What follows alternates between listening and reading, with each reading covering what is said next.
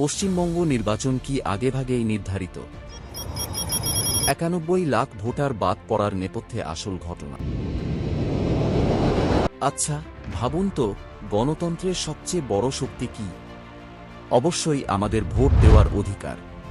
কিন্তু যদি শোনেন যে ভোটের ঠিক আগেই একটা রাজ্যের প্রায় ৯১ লাখ মানুষের নাম ভোটার তালিকা থেকে উধাও হয়ে গেছে, তবে আপনার মনে কি প্রশ্ন জাগবে?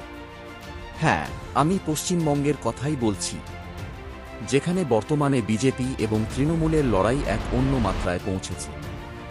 আজকের ভিডিওতে আমরা আলোচনা করব এই ৯১ লাখ ভোটার রহস্য এবং এর পেছনে থাকা রাজনীতি নিয়ে।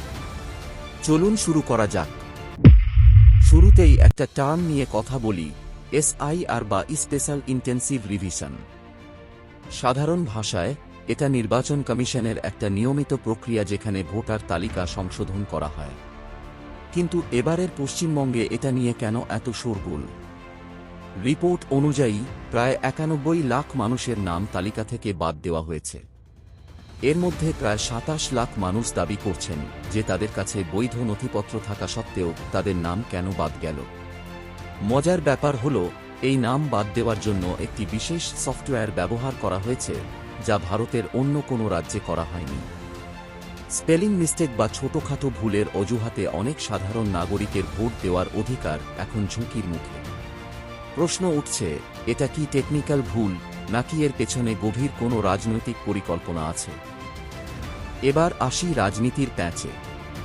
একদিকে বিজেপি দীর্ঘদিন ধরে বলে আসছে যে পশ্চিমবঙ্গে প্রচুর বাংলাদেশি অনুপ্রবেশকারী আছে এবং তৃণমূল নাকি তাদের ভোটার কার্ড বানিয়ে দিয়েছে।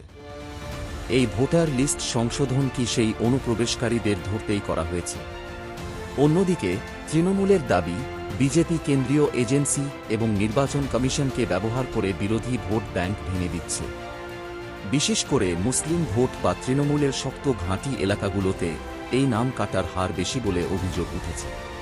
কিন্তু লক্ষ্য করার মতো বিষয় হল, বিজেপিও এখন নিজেদের কৌশলে বদল এনেছে। আগে তারা যে কট্টর হিন্দুত্বের কথা বলতো, পশ্চিমবঙ্গে এসে তারা বলছে, আপনারা মাছ খান, আমিষ খান, আমাদের সমস্যা নেই। অর্থাৎ উত্তর ভারতের ফর্মুলা এখানে কাজ করবে না বুঝে তারা স্থানীয় সংস্কৃতিতে মিশে যাওয়ার চেষ্টা করছে। আবার তৃণমূলও দমে নেই, তারা সরাসরি ইডির ওপর পাল্টা মামলা করে বুঝিয়ে দিচ্ছে মাঠ ছাড়ার পাত্র তারাও নয়। রাজনীতির এই মারপ্যাচে সাধারণ মানুষের অবস্থা কেমন?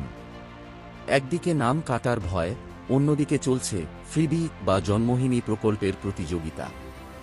সরকার ভাবছে সাধারণ মানুষের পকেট থেকেই টাকা নিয়ে তাদেরই কোনো একটা স্কিমের মাধ্যমে ফেরত দিয়ে ভোট পকেটে ভরবে।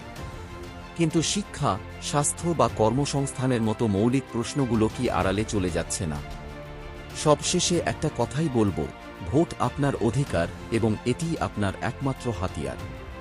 আপনার এলাকায় যে প্রার্থী সত্যিই কাজ করেন, যাকে আপনি চেনে বা যাকে অন্তত আপনি বিপদে পাশে পাবেন, তাকেই ভোট দিন। শুধু বড় কোনো নেতার মুখ দেখে বা আবেগের বশবর্তী হয়ে ভোট দিলে দিন শেষে লোকসান আপনারই। যাদের নাম ভোটার লিস্টে নেই বা বাদ গেছে, তারা আইনি লড়াই এবং কমিশনের সাথে যোগাযোগ জারি রাখুন। কারণ গণতন্ত্রে আপনার কণ্ঠস্বরই শেষ কথা। তো আপনাদের কি মনে হয়, এই ৯১ লাখ ভোটারের নাম বাদ পড়া কি স্রেফ যান্ত্রিক গোলযোগ, নাকি অন্য কিছু? কমেন্ট করে অবশ্যই জানাবেন। ভিডিওটি ভালো লাগলে লাইক দিন আর বন্ধুদের সাথে শেয়ার করুন। আজ এ পর্যন্তই, দেখা হবে পরের ভিডিওতে।